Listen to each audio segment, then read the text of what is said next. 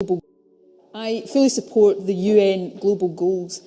Each and every one of them is really important, but for me, this one, reduced inequalities, is particularly important because giving everybody the best chance in life is so important wherever in the world you live.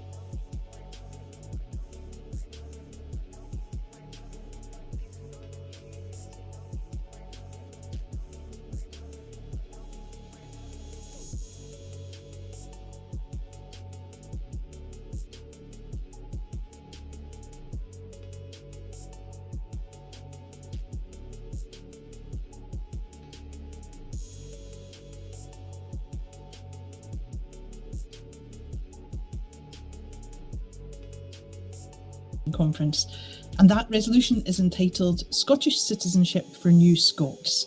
It will be proposed by Emma Harper MSP and seconded by Stuart MacDonald MP. So welcome to both of them. Here to move Resolution 17 on Scottish Citizenship for New Scots after Scotland takes our place on the international stage as a normal independent nation with full control over our immigration. This resolution was submitted by Castle Douglas and Glen Kent's branch, who I am very familiar with in part of my South Scotland region. I would like to recognise the branch convener, Kim Dams, and all branch members for their work in creating the citizenship resolution so that it reached our final agenda. Unfortunately, Kim is unable to move this resolution today, and I'm happy to have been asked by the branch to do so. Conference, immigration is a subject which has shaped Scotland's past and is central to Scotland's future. Historically, people have left Scotland in higher numbers to take up work and lives elsewhere. This trend continued up until the final part of the 20th century, and Scotland's population steadily reduced. However, between 2004 and 2019, people from across the world, including from our European neighbours, chose to come here and make Scotland their home. And for the first time in Scotland's history, we enjoyed its highest population growth in more than a century. Our population has continued to increase since then, despite the huge disruption of the COVID-19 pandemic and Brexit has caused. Our new Scots include my husband, who was born in the USA and is choosing to wait until we have independence to apply for his Scottish citizenship.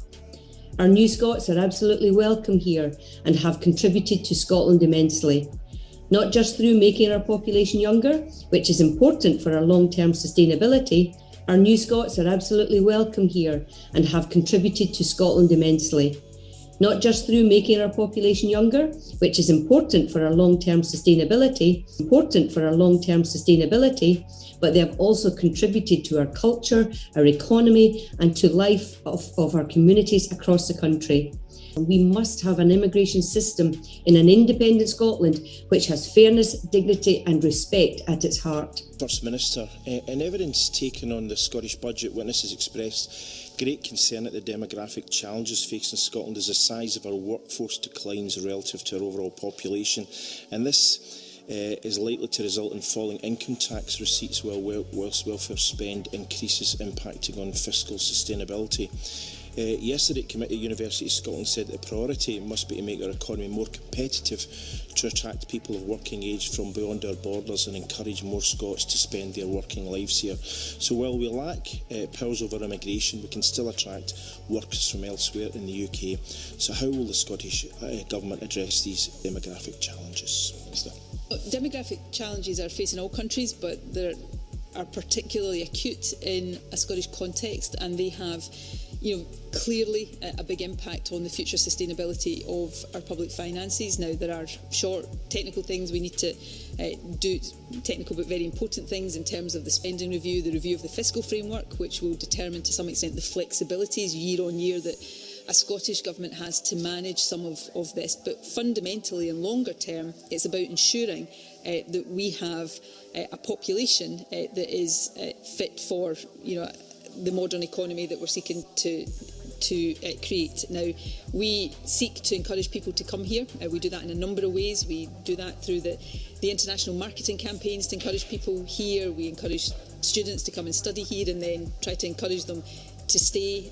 We work with businesses to recruit internationally, and we will continue to do all of that happily for Scotland. I think we have an absolutely fantastic prospectus to put to people in terms of everything that we've got to offer, from the sectors that are at the cutting edge of the developments we're seeing globally right now, through to the beautiful environment that we have in Scotland for people to live in, the quality public services we have in Scotland. We are deemed to have the best educated workforce in the whole of Europe, I think. So there's a lot to commend us, but I can't, in answering this question, put to one side the fact that we don't have control of immigration, which would always be a constraint, but less of a constraint if you had a sort of neutral immigration policy that wasn't working against your attempt to grow the population. We face an immigration policy that is in absolute conflict with what we're seeking to do in terms of the growth of our population, which is making it much harder. Obviously, the end of freedom of movement with Brexit has done that, and then a wider immigration policy that is about constraining people coming into the country makes it much more difficult. So again, a bit like social security, you don't have to support Scottish independence like you and I do to understand surely the advantages of having key powers to the future sustainability of our economy. Actually, a less altruistic reason. We need to grow our population over the years to come because our natural demographics are not positive, so we need to attract people to come here so that we've got those to do the jobs and service the economy that we need. So that's a really big commitment. I feel it very personally, but it is also really important for our hard-edged interests as a country. Asked the Scottish Government when it last held talks with the UK Government about devolving immigration powers to Scotland. Minister Newbury. Thank you, President Officer. We've clearly set out how devolution of migration powers would work in our January 2020 paper. In February, I wrote a joint letter with my Welsh and Northern Irish counterparts to the UK Minister for Safe and Legal Migration, calling for immediate changes to the immigration system and for regular engagement. On the 28th of April, last week, I met the UK Minister to discuss a range of migration issues, including these, and despite this, there has been no positive response from the UK Government. It's therefore clear that only through independence and restoration of freedom of movement that we can best properly tackle Scotland's population challenges. It's therefore clear that only through independence and restoration of freedom of movement that we can best properly tackle Scotland's population challenges. The Government developed our pioneering New Scots approach in a partnership with COSLA and the Scottish Refugee Council. Our public services, third sector and communities work together to support our vision for a welcoming Scotland where refugees and asylum seeker integration is supported from day one. We are ambitious about embedding human rights and trauma-informed practice to improve how we support vulnerable people, including victims of human trafficking, domestic abuse survivors and children. We recognise that we need an inflow inward flow of people to support our economy and the growth of our businesses, to develop services and to support strong, diverse communities. Recognise that we need an inward flow. Recognise that we need an inward flow of people to support our economy and the growth of our businesses. We have long advocated for a flexible, humane approach to migration based on the principles of dignity and country surely who can do these jobs. Well, we want everyone who's here in Scotland from the EU to stay, and that's why we're working hard to support them to do so.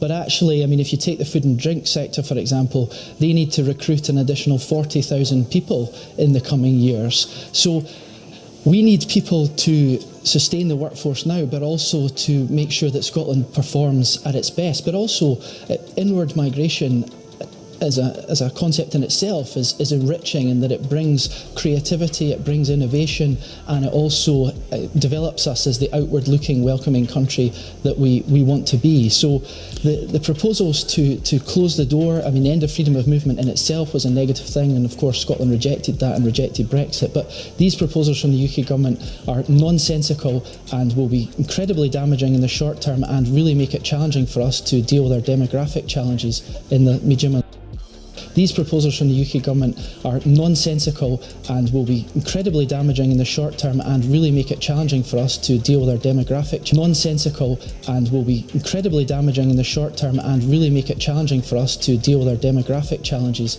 in the medium and Party in a United Kingdom context is probably the most pro-immigration party of all.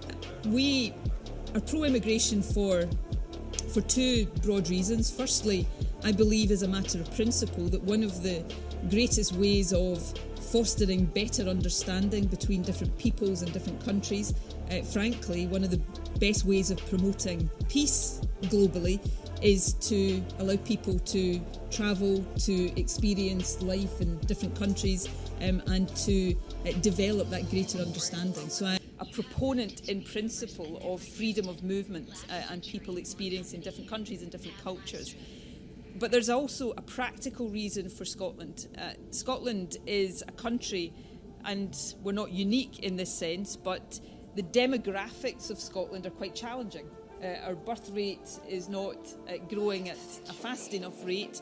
Our population is ageing, which is a good thing. People are living longer.